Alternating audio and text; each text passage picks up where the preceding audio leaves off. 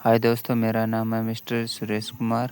ज़रा सोचिए, अगर कोई किसान बिना महंगी मशीन खरीदे, बिना लाखों रुपए खर्च किए और बिना शहर गए अपने भैंस पालन में ऐसा बदलाव कर दे कि पूरे गांव के किसान उसे सीखने आने लगे, तो क्या आप यकीन करेंगे? लेकिन इस कहानी में सबसे हैरान कर देने वाली यही बात नहीं है। यह चौंकाने वाली बात यह है कि उसमें सफलता किसी बड़े जादू की वजह से नहीं, बल्कि एक ऐसी छोटी सी आदत की वजह से आई जिसे आज भी बहुत से किसान नज़रअंदाज कर देते। आखिर वह बदलाव क्या था? कैसे उसकी कमजोरी होती और डेयरी फिर से चल पड़ी? क्या गांव के लोग उस भैंस वाले मास्टर किसान कहने लगे?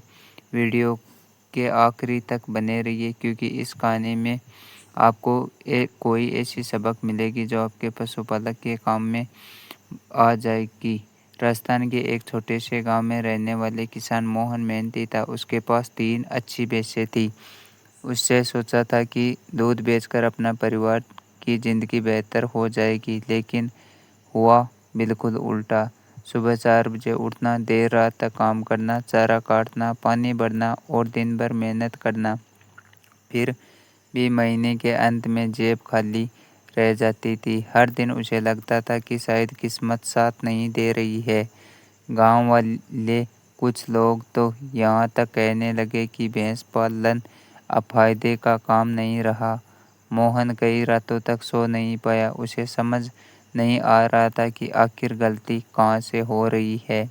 एक दिन पास के गांव में पशुपालन पर एक प्रशिक्षण कार्यक्रम लगा। पहले तो मोहन जाने के लिए तैयार नहीं था, लेकिन उसके एक दोस्त ने कहा, एक दिन सीखने में क्या जाता है। बस यही फैसला उसकी ज़िंदगी का सबसे बड़ा मोड़ बन गया।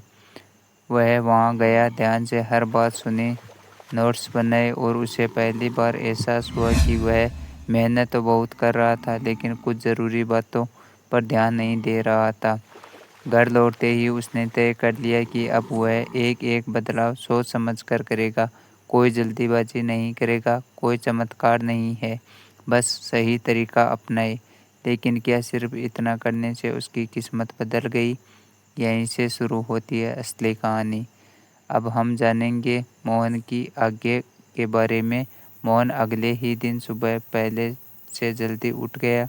इस बार उसने हाथ में सिर्फ चारे की टोकरी नहीं थी, उसके दिमाग में एक नया प्लान था। उसने सबसे पहले अपनी तीनों भैंसों को ध्यान से देखा कि भूख कम है, कौन से पानी कम पी रही है, कौन सी आराम से जुगली कर रही है। अब वह हर छोटी छोटी बात को नोट करता था।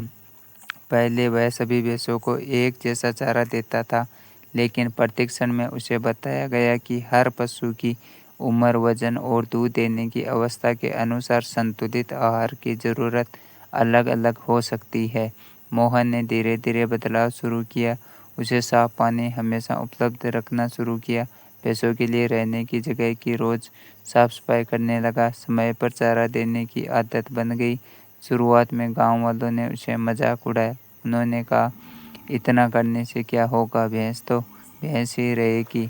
लेकिन मोहन ने किसी की बात पर ध्यान नहीं दिया। करीब 1 महीने बाद उसे छोटे छोटे बदलाव दिखाई देने लगे। भैंस पहले से ज़्यादा चुस्त लगने लगी। उसे भूख में बेहतर हुई। मोहन समझ गया कि सही देखभाल अक्सर धीरे धीरे दिखता है। उसका आत्मविश्वास बढ़ने लगा, लेकिन असली परीक्षा अभी भी बाकी थी, क्योंकि अगले महीने ऐसा हुआ जिसे पूरे गांव को चौंका दिया। एक सुबह जब मोहन दूध लेकर डेयरी पहुंचा, तो डेयरी संचालक ने मुस्कुराकर कहा, लगता है इस बार तुम्हारी भैंसें पहले से बेहतर हालत में है। मोहन ने महसूस किया कि पिछले कुछ समय में दूध की मात्रा और गुणवत्ता में सुधार आया है। यह कोई जादू नहीं था, यह नियमित देखभाल, संतुलित आहार, साफ पानी और समय पर प्रबंधन का परिणाम था। अब गांव के वही किसान जो पहले उसका मजाक उड़ाते थे, उसे सवाल पूछने लगे, तूने ऐसा क्या किया? मोहन ने कहा, मैंने मेहनत पहले भी की थी, लेकिन अब सही तरीके से कर रहा हूँ। उसने किसी से अपनी जानकारी छिपाई नहीं। जो भी पूछने आता वह उसे बताया कि पशुओं की सेहत पर ध्यान देना सबसे बड़ा निवेश है। धीरे धीरे गांव में और किसान भी अपने बाड़े की साफ सफाई और चारे के प्रबंधन पर ध्यान देने लगे।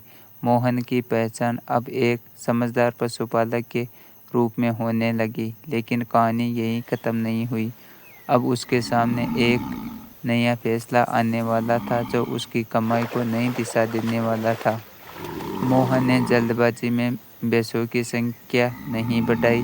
पहले उसने यह सुनिश्चित किया कि जो पशु उसके पास है उनकी देखभाल अच्छी तरह हो रही है। उसने अपने खेत में हरा चारा उगाना शुरू किया। इस चारे का खर्च धीरे धीरे कम होने लगा। वह नियमित रूप से पशु चिकित्सक की सलाह लेता, समय पर टीकाकरण करवाता और हर भैंस का रिकॉर्ड भी रखता। कुछ समय बाद उसकी बचत बढ़ने लगी। तब उसे एक और अच्छी दूध देने वाली भैंस खरीदी। अब उसकी डेयरी पहले से मजबूत हो चुकी थी। गांव के कई युवा उसे सीखने आने लगे। मोहन हमेशा एक ही बात कहता है, सफलता का कोई शॉर्टकट नहीं होता। सही जानकारी, अनुशासन और धैर्य ही असली ताकत है। दोस्तों, इस कहानी की सबसे बड़ी सीख यही है, पशुपालन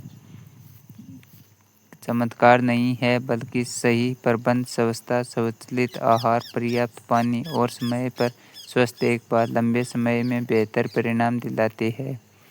अगर आपको ये कहानी पसंद आई हो तो वीडियो को लाइक करें, चैनल को सब्सक्राइब करें और कमेंट में बताएं कि आपके पास कितनी भैंसें हैं और आप अगली वीडियो किस विषय पर देखना चाहते हैं। मिलते हैं अगली एक नई वीडियो के साथ और आप कमेंट सेक्शन में बताएं कि आप किस टॉपिक पर वीडियो चाहते हैं और इस चैनल इंडियन की दास्तान को चैनल को सब्सक्राइब करें। धन्यवाद दोस्तों। जय हिंद, जय भारत।